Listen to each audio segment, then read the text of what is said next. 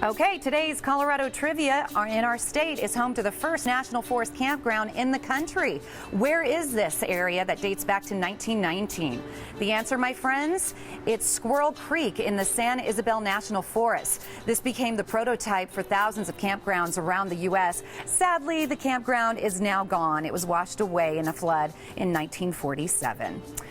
Well, welcome back to Colorado and Company. And if you're looking to maybe pitch a tent, build a fire, and make s'mores at your favorite campsite this summer, Jeffco Ranger Marianne Bonnell, she's the one that has it all. She has experts and tips to keep in mind before you go camping. So it's nice to see you. It's really great to be here. Thanks for having me. You know, Marianne, I think the first thing we have to consider is safety, because we can't be lazy with that campfire. No, and this year is one of those years where we've had enough rain where people sort of get this false sense of security about campfires. And so it's really important to think about campfire safety even in a high rain year. So what is one of the first things that Coloradans need to consider when they're going to build a campfire? The very first thing is know before you go. There are actually a lot of places that don't allow campfires for either visitor safety or resource protection reasons. So it's good to know before you go. Find out, can I actually have a campfire? And sometimes it's fun to camp without one. Yeah. But once you know that you can have one, that's really important so you're not breaking the law or putting people in danger. And one thing you have to consider is the weather, because Yes. in some occasions it's not smart to have a campfire. Thank you for saying that. Right. So one of the things that's really important is even if campfires are allowed, think about, in these current conditions, does it make sense to have a campfire? So high winds, low humidity, you can actually watch on the weather. They will issue fire danger weather warnings or red flag warnings, which allow people to understand this is a dangerous day to have a fire, even in a place where they're allowed. Where can we find those warnings before we go? So you'll hear those on TV. You can also look at the National Weather Service, and those will be posted on the day. Yeah. Very good. And also just use common sense. If it's high winds and really dry, Yeah. you know, do I have to have a fire right now? Do you really want to make s'mores in that condition? Right. I mean, think about it a little bit. This helps a lot. Yeah, exactly. And what about the surrounding area you build campfire? Give me some safety tips there. That's a great question. So a lot of times if you can just use provided grills and camp rings, that helps a lot, because then somebody else has thought about it for you. Right. But if that is not the case and you're creating your own campsite, you want to make sure that you've got an area that's clear of vegetation and burnable objects for about 5 feet around the whole perimeter. Another thing is a lot of people forget to look up.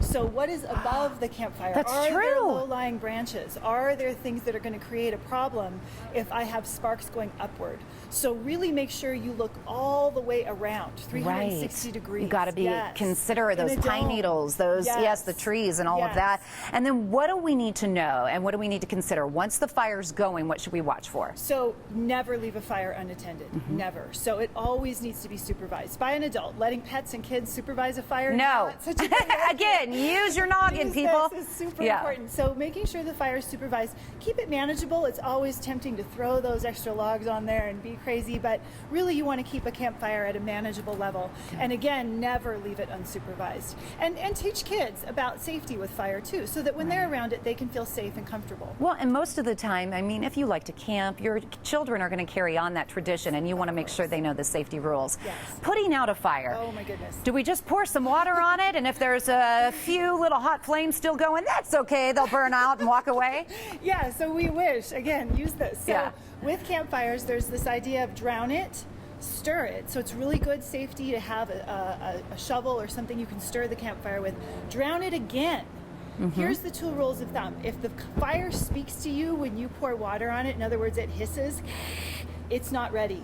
You can't leave it yet. No. And second thing is, if you're not willing to put your hand in it, it's not ready to leave yet either. That's true. So if true. there's still hot coals or it's still talking to you as you put water on it, it needs more stirring, it needs more drowning. I never thought about stirring. That's a really good idea. Stirring really helps because it just moves things around, it spreads around that water, and it gives you that sense of still if there's little hot pockets that are hissing back at you or creating those red embers. If you see red embers or you hear the fire speaking back at you, you cannot leave it yet. It's not ready. You may not intentionally cause a huge fire that could do millions of dollars worth of damage.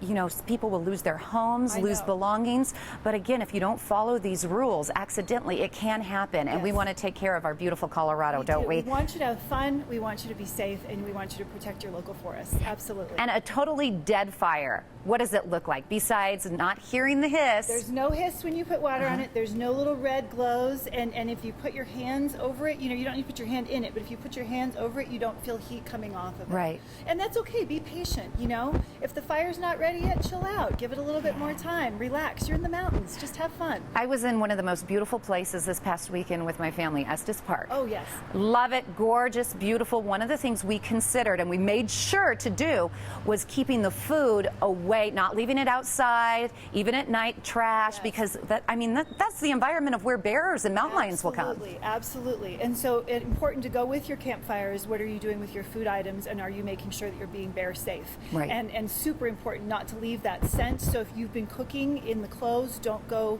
to sleep in those clothes because you've got that scent on your clothes. And that bear will be like, something smells like hot dogs. Smells like bacon, right? Bacon. That's true. Right. It's always fun to have you on the show. You have great safety Thank you so much, tips. and thank you so much for giving us this time to talk about fire safety. We really appreciate it. Of course. I want to give out her information too because you can stay up to date with her. Make sure you're safe and you know what to do with your campfires. Get tips and follow Ranger Marianne Bonnell online at jeffco.us/parks. She's also on Twitter at JCOS Ranger 1. Follow her. She gives really great tips, and you can plan your next outdoor adventure with the help of Jefferson County Open Space. All right, believe it or not, there are only 158 days left until jolly old St. Nick is filling our Christmas stockings. Elves are ready, gathering ideas from one magical shop in Cherry Creek. Guess what? We're going to give you the sneak peek. Christmas in July starts on Colorado and Company.